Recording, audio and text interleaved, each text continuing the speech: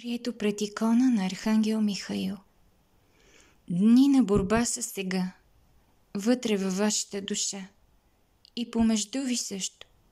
Дни на двубой между светлината и тъмата, които едно са, но в дуалността изпитват вашата душа и дават и възможност да преживява и в двете и своя избор да направи.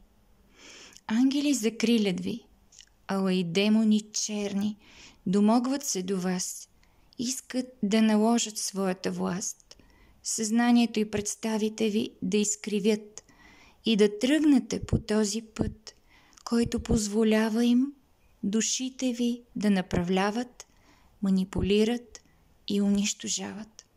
Очите си отваряйте, слушайте сърцата. На лъжата не се поддавайте, не допускайте диктата.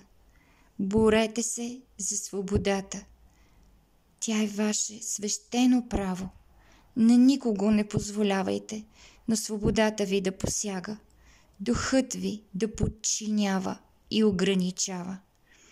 Тук дошли сте, за да се разгърнете, себе си в Бог да превърнете и Божието царство на земята да върнете. Дързайте, смело напред вървете, сила и мощ от Бога в себе си вземете. Всяко зло премахнете, грозното пресътворете, всичко по нов, божествен начин претворете, пространството и себе си променете и широко се отворете, да се излее във вашия свят цялата божествена благодат.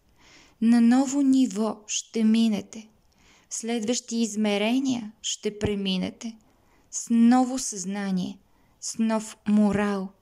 Всеки, който Бога в себе си е приел и познал. Вървете нагоре по еволюционната стълбица.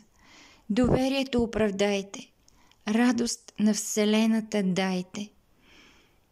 Защото всеки ваш висш ход е за всички еволюция и възход. Отговорността ви е голяма, ала израстването ви цена няма и всеки ваш успех за нас е блага вест. Очакваме ви, светли, смели и свободни, с помисли чисти и благородни, земята и себе си да претворите, хармония, любов и мир да въдворите. Благодаря ти, дете.